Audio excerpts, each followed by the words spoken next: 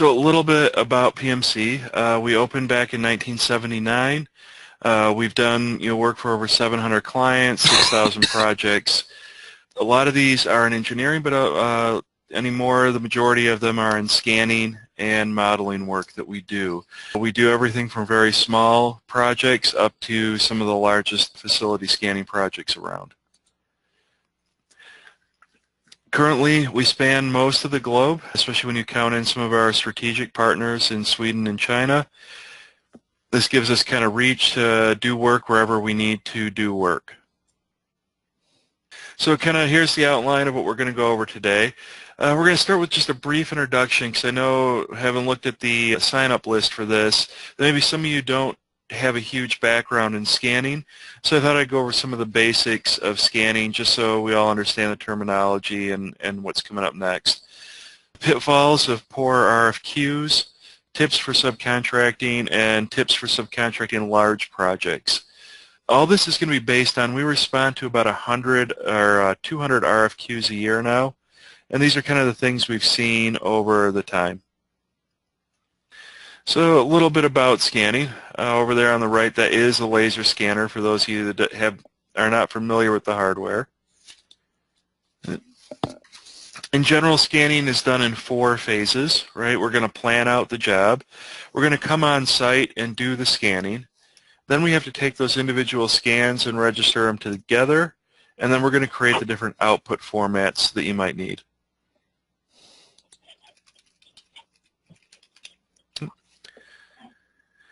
So again, the process is pretty simple. The plan is going to start with kind of trying to understand the scope area and what exactly we need to do. Then we're going to go out to the site with our equipment, scan. We're going to stitch scans together and then do our outputs for the different design software and requirements you might have. So planning. This is a big one. Like anything, if we want to get the jobs done correctly, it's all going to start with the foundation, which is the plan.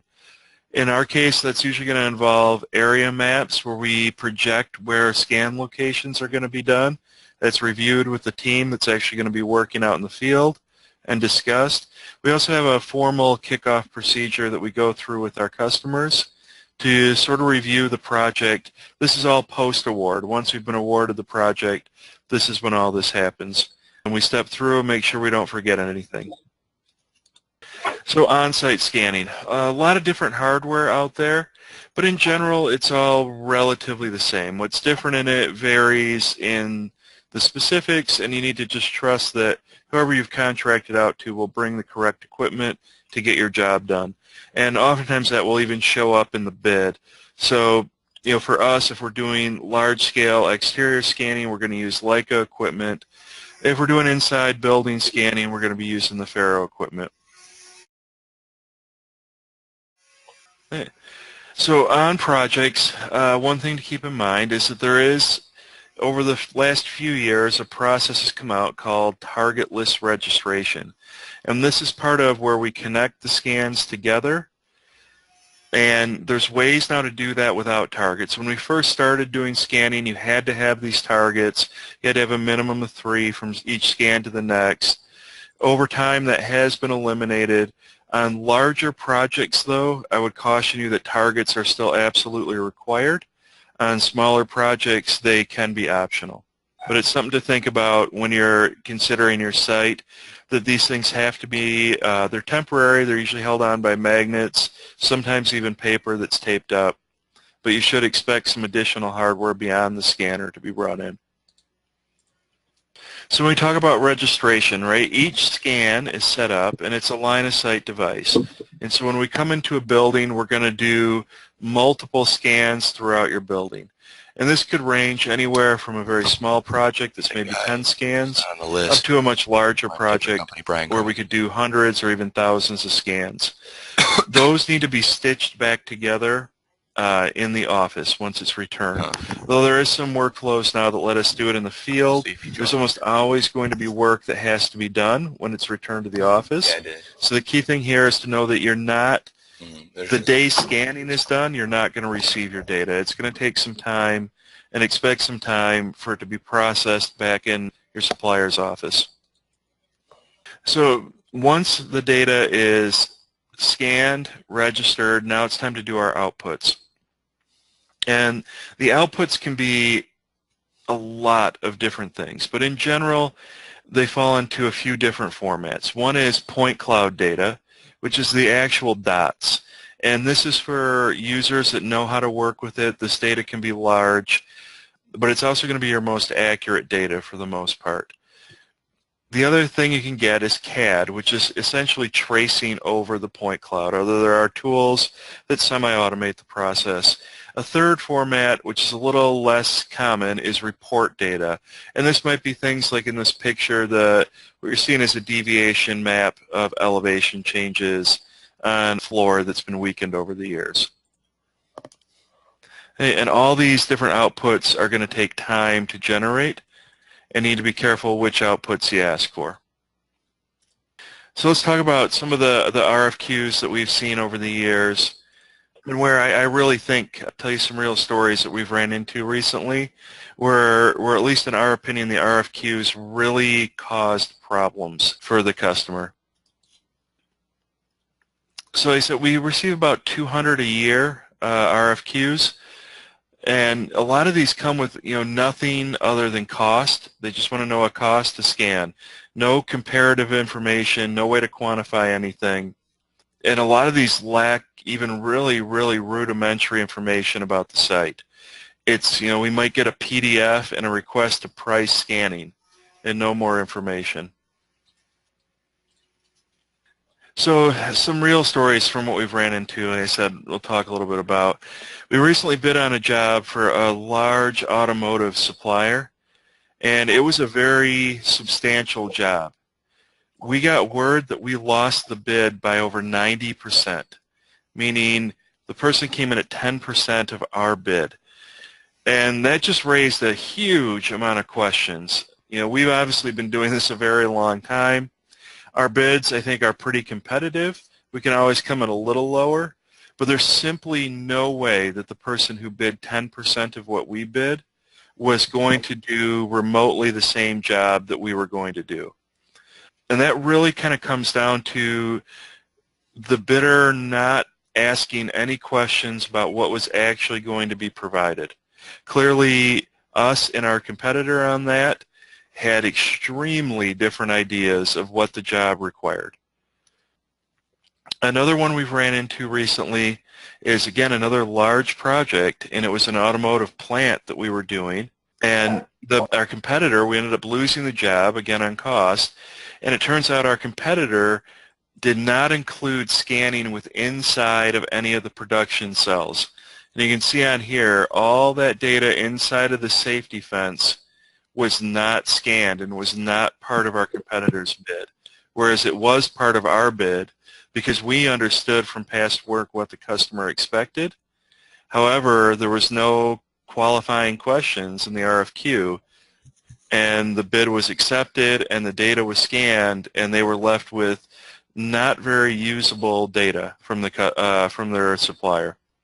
Another one we see quite often is on very large jobs, and I didn't touch on this in the scanning, you need to do traditional land survey work. And this is, again, on very large jobs. These are the 500,000, million square foot jobs. If you don't do traditional survey, your data is going to be highly questionable for accuracy. And it would be impossible to even verify that, in fact, what's being delivered is accurate. And the thing is, the survey does not come cheap, right? So on large projects, the survey costs can be anywhere from $10,000 to $20,000 or more. And again, if you're not requiring that on these large projects, there's going to be people out there that will bid on the job that don't maybe even understand that that's a requirement to get you good data. So we'll go to our next section, some tips for subcontracting. So the beginning part, some of this might seem pretty straightforward, but I can't tell you how many bids we get. Sometimes for projects, as large as $100,000 in value, in which even the basics of scope area are not clearly defined. All right, so someone's spending, upwards of $100,000, and they're not clearly explaining what they really want. On smaller projects, just a really basic polyline drawn on top of a PDF is fine. But on bigger projects, you really need to get into detail on it. And you also need to look into what's going to be required for the project to achieve objectives. So you definitely want some quantifiable objectives. So in this case, some basic numbers, right? So you want something beyond cost to compare the work of one supplier to another. So a few easy ones are, how many scans do you think you're going to do? In a lot of cases, what this is going to show is it's going to explain some bids that have either come in way too high or way too low. And it's going to give you a chance to understand why it was bid the way it was. Essentially, each scan that's done represents the amount of time we're going to spend in the field and then the amount of time we're going to spend back in the office processing it. If on a job I do half the number of scans as one of my competitors, my price should be roughly half the price. So having a good idea on the number of scans being done and then knowing what you should maybe expect for those scans is a very, very easy thing to ask for that will give you a lot of insight. The next one would be, how many points are being scanned, captured by the scanner each time it's run? So the combination of these two things are important because you could simply crank up the density of your scanner to capture more points. Right, so for us, usually the number is going to be on the low end, we're going to capture about 10 million measurements per scan. And on the high end, we're going to capture upwards of 20 or even 30 million points, or sometimes even higher per scan. Right, so if we go much higher, we're going to have a longer runtime for our scanner, but we're going to need to do fewer scans. And a lot of this is going to have to do with how dense the area that's being scanned is. Is it an office building where there's a lot of very small offices? We're going to do a lot more scans. Is it an empty shipping warehouse? We're going to do very, very few scans at a higher resolution. Another one is always demand a schedule. And again, the schedule is going to kind of be a good tell on maybe how experienced the suppliers are. You should see, if you're competitively bidding this, you should see a fair amount of consistency in the schedule. If you don't, if you see kind of anomalous schedules, you know that maybe the person bidding doesn't necessarily know what they're bidding on. Another one is, in all of the registration products that are out now for the most part, there are different quality reports that can be generated that explain the quality of the registration. And I touched on this earlier about when you need to run survey control. The quality of the data that's being captured and knowing it's correct is very important. There's all kinds of stories in the history of scanning of people not getting this kind of quality report and finding enormous mistakes in the data months into their project. So another one would be to ask some explanation of the quality control process, right? There's nothing wrong with asking some of these questions about explain your quality control. Only thing I would say is this depends on the size of what you're bidding out. If you're bidding out a very small project that's, $5,000, it's probably not worth asking all these questions. You can sort of assume anyone that owns a scanner is capable of delivering that project to you in a good way. If you're looking to bid out work that's of a higher value, you should ask more of these detailed questions. Lastly, I'd say make sure you're capturing what works. So if you have a process on a past project where things went really well, make sure to collect some of the things on that project that caused it to go well. Maybe that was a new type of quality report you haven't seen before. Maybe it was a supplier included some training for your team. Whatever it was that you felt helped make that scanning project successful, capture that and list it in requirements the next time. So on the larger projects, right, we want to be thorough and make sure you're really getting what you want. So a preliminary scan map. This is like what's shown here over on the right. This is for a relatively small building. In this case, any of you who know scanning will see that this is being done without targets. So there's a ton of scans being done here. If this was being done with targets, it would be much fewer. But doing jobs like this that are, 3, 4, 5,000 square feet, we can do them without targets without a problem. You can ask to be supplied the settings that the scanner is going to use. Right? You kind of need to have somebody on your staff that can review those and know whether or not they're proper settings for the type of work you're doing. Right? Another one would be proof of certification on the equipment. Any of us who are in this business and are kind of legitimate should be getting our scanners certified every year. And part of that process involves getting a certification certificate from the scanner manufacturer. Okay. Another one, a documented quality assurance plan. So what does the supplier have in place to ensure that your data is going to be checked and double-checked before it's sent to you? I think for a lot of people that have had experience in scanning, this will ring very true, because scan data is the size and the difficulty in processing it. When bad scan data is shipped in your project, it can cost days, if not weeks, of delays when that mistake is eventually found and the data is reprocessed. Another one very common for subcontracting would be to have people provide references, have people provide reference accounts. Know that nowadays so many people don't like to do this, that I can tell you for us this isn't a problem. We have a pretty good pool of references that we can give you. But if you request too many references, you're probably going to make it difficult for the smaller suppliers to compete on your project. Another one would be, don't be afraid to ask for example projects. Any of us should have sample projects that we're free to distribute to you. And this should be in whatever format you need.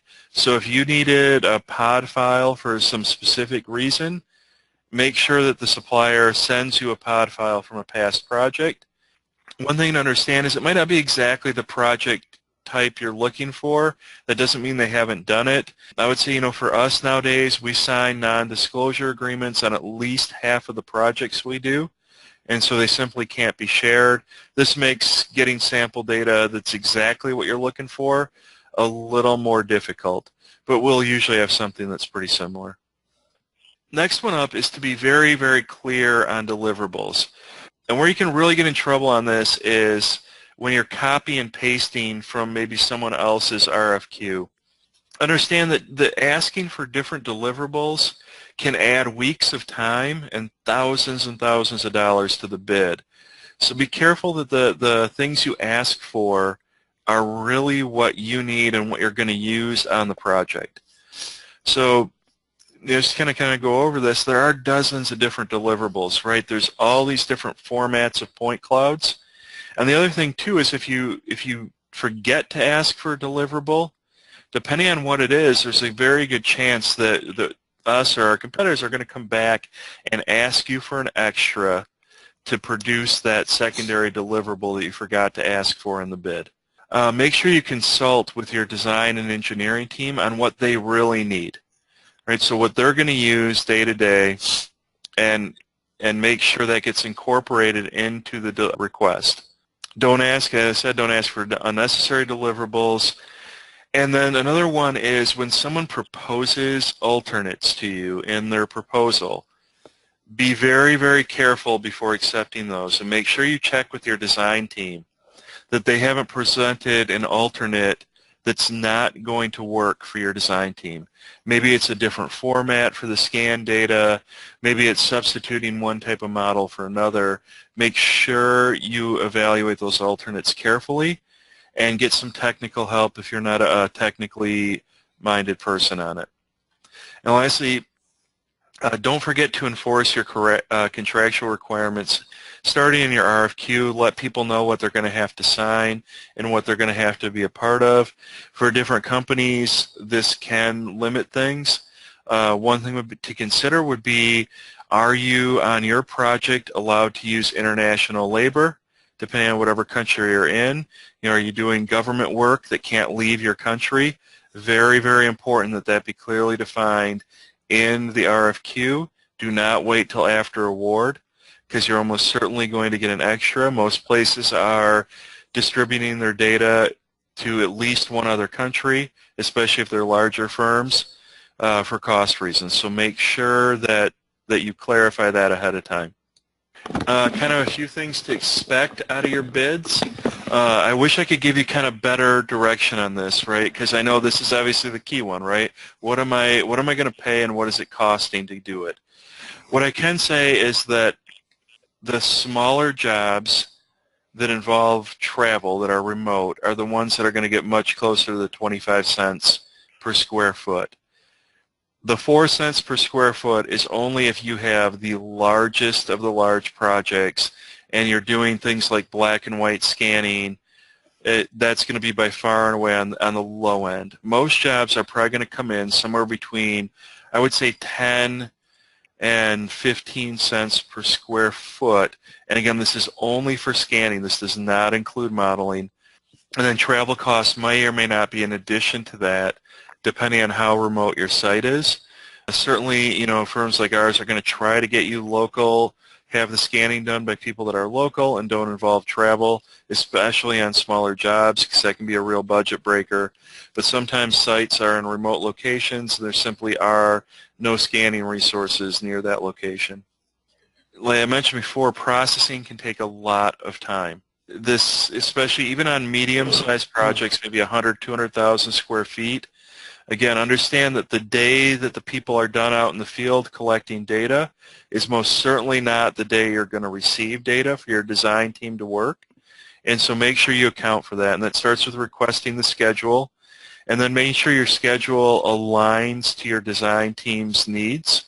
And next, quality mistakes, I mentioned, can cost days. Be very, very careful on that. Ask for some kind of quality explanation. Maybe it's even, right before you actually award, take the person you're going to award to, have them walk you through their quality process and explain it to you. Anyone who's doing this and is good at doing this is going to have no problem walking you through what they do to make sure that they're going to deliver quality data to you.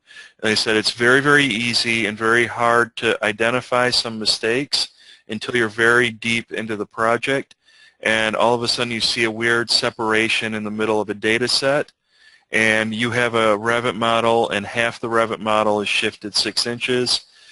These things happen, and they cost a lot of time, not just on the supplier side, but on your side too.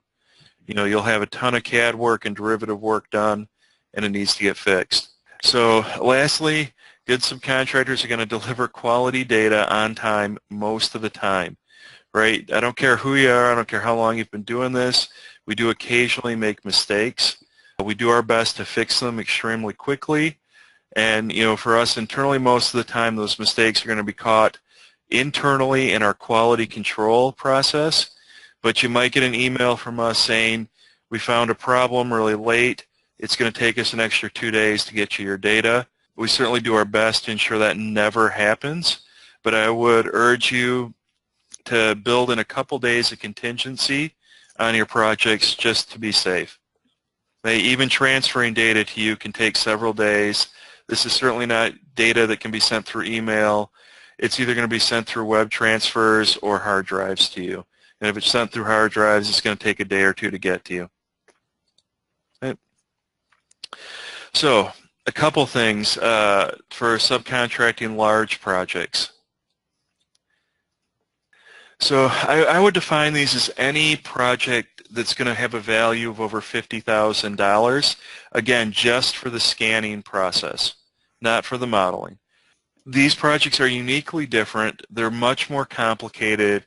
You should do a lot more work pre-screening your bidders.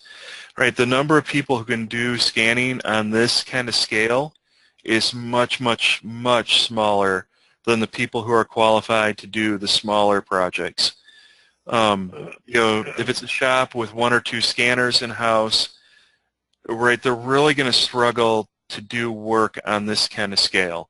Right, for us, some of the biggest projects we do when we get into the 5 million square foot, we're fielding anywhere from 6 to 8 scanners, running multiple shifts per day in order to get that job done in some reasonable period of time.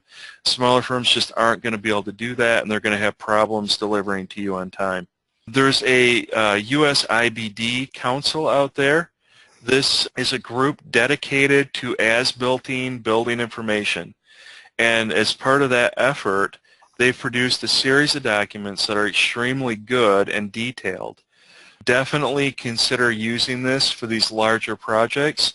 Most of us, I see 3 or 4 of these a year that use this format, and when I do, it's extremely helpful. But no, it is going to take you and your technical staff several hours at least to really complete these well, but it's time well spent. You're going to get much better bids, much more reliable. It's going to act on a filter on some of these lower-end companies are not going to bid on it. It's definitely going to help you get what you need. When you're doing the large projects, always verify references. Right, I know that sometimes this is, for some people, this is a pain. They don't like calling strangers they don't know, but you just have no idea, right? There's a lot of people out there. It's easy to put up a really shiny website. It looks like they know what they're doing, but you need references from large projects, right, so that they can prove that they know how to deal with 5,000 scans and that they have a track record of delivering that on time. Here you're going to want proof of a documented quality assurance plan, meaning informal presentations or a phone call is not going to cut it. Know that anyone who's doing it, who's qualified to do jobs this large, is going to have a written, documented quality assurance plan for this stuff. Make sure you check it. And lastly, data security and backup plans. This is a big one, right? It's very costly, and it's a huge part of our annual budget, is making sure that we never lose your data, and we do that by making sure that we have redundancy. Starting in the field. In the field, we keep 3 copies of the data at all times. Every single night, it's transferred to 2 different portable devices, and then that continues over into the office to make sure that we have your data securely backed up. I can't imagine much worse than being a month and a half into a job and having some hard drives go corrupt and having to call your customer and explain that you've lost all their data and you'll need to go back out to the field.